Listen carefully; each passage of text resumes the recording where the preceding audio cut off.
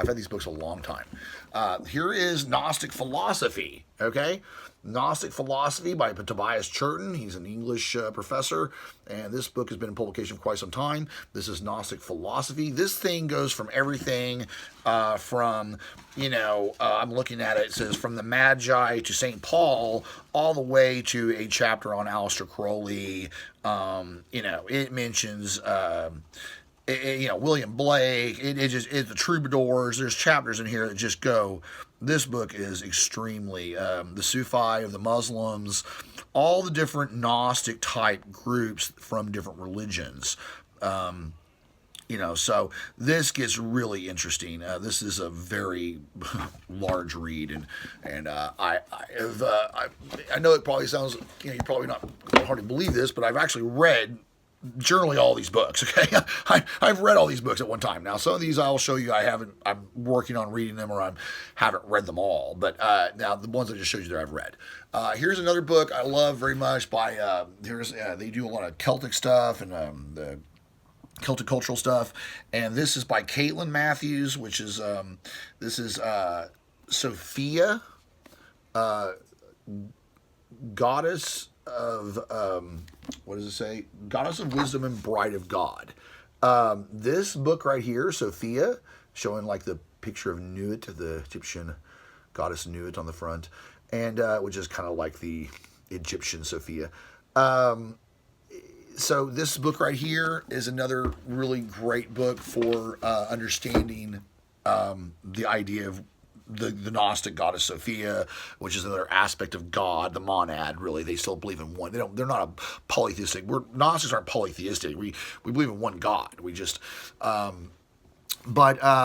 then we go down to the second shelf, and I've got the Encyclopedia of Celtic Wisdom. All the different stuff about Celtic mythology and things like this, and different Celtic wisdoms and things. That's a very interesting, also by the Matthews, I believe. This is anyway, it's hard to see it. It's Caitlin and John Matthews. I also have this. Look at this thing here. Look at this thing. This thing's a big long book. It doesn't even fit in my bookshelf. Secrets of the Druids. Okay, this thing has got so much stuff in it. It is crazy. It's a big old long, kind of elongated hardback, and it's there again, the Caitlin and John Matthews. Here's the first book in the Jesus Mystery series. This is was the Jesus Mysteries, was the original Jesus a Pagan God, and this came out, Lord, 25 years ago or something, a long time ago. This is the first book in the series by Timothy Freak and Peter Gandy. Here's the second one in the series. This is Jesus and the Lost Goddess. Gets more into Gnostic doctrine and not just showing you the parallels between the early Mediterranean mystery religions and Christianity, but showing you, getting depth into the doctrines of Gnosticism. Then we have the last one, which is called The Laughing Jesus, and this is the third one in the series. And it says Religious Lies and Gnostic Wisdom, and again, freaking Gandy. One of my favorites, this is another favorite of mine, really favorite of mine, probably maybe even somewhat more than the Jesus Mystery Series books, but is The Pagan Christ by Tom Harper. He's an ex-Anglican priest, and he's a former Anglican priest and professor. That book right there is a very fantastic book. Tom Harper's The Pagan Christ. And there's this Akaria S. I believe her actual real name is last name is Murdoch or something like that. It's a female lady wrote this. This is The Christ Conspiracy, the greatest story ever sold. And this is a very in-depth book that gets into a lot of the devil in the details kind of stuff and showing you the astrotheology of the Bible. Here's another one I've got. I can keep going. I'm not going to go through them all because this video is already 16 minutes. But his is Carl Jung, Psychology and Alchemy. Carl Gustav Jung. This is a really great read, very erudite read, a difficult read. In fact, I haven't really read all of that book, and a lot of that book is really almost really over my head because I'm not a study psychologist, but it's just, Young writes really, head and shoulders very sophisticated. It's a difficult read, but there's some things in there that are some great takeaways about dream interpretation and things like that that are just, and his paralleling with alchemy and analytical psychology and understanding the archetypes of personality archetypes and all this kind of stuff, which he gets into, is extremely fascinating. Here's The Secret Doctrine of the Rosicrucians. Actually, this is one I didn't buy too long ago, and I actually haven't really got really deep into this. I started to read a little bit. I haven't got into it. This is a newer one I've got. And then this is one actually my wife bought me because she knew I was interested in this, and she bought me this offline when I saw I needed this book. I said, I need this book. It's Josephus, The History of the Jews. And his whole synopsis of the Jewish history, and and that's a very old book that was written a long time ago that's still published. You know what I mean? Like, these are some of these writings that, not all of them, but some of these books are really old. Like, here is Josephus, The Jewish War. Not the book itself, but the writings are old. That's what I'm saying. You surely understand what I'm saying. Here's Josephus, The Jewish War. This stuff gets really deep. It gets really, if you really look at some of these things that were written back then, it gives you a much better understanding and perspective of what was going on in the first couple centuries, in the first centuries particularly. Here's another Gnostic small book. It's the Gnostic Gospels. There's 4 synoptic Gospels in this one. Gnosticism. It says The Secret Teachings of Jesus. Looks like it's the Gospel of Thomas, the Book of James, Book of Thomas, Secret Book of John, all in one book. Little small book there. This is a really cool book. This has got a lot of all kinds of you can see the pictures in it and stuff. There's just like tons. I can't really show you properly, unfortunately. I'm just holding my phone. This is a book. It's Alchemy and Mysticism. And it's basically more like a book that it's got all the artwork, all the illustrations and artwork that was done throughout the Middle Ages. And it's really almost like an art book that shows you all these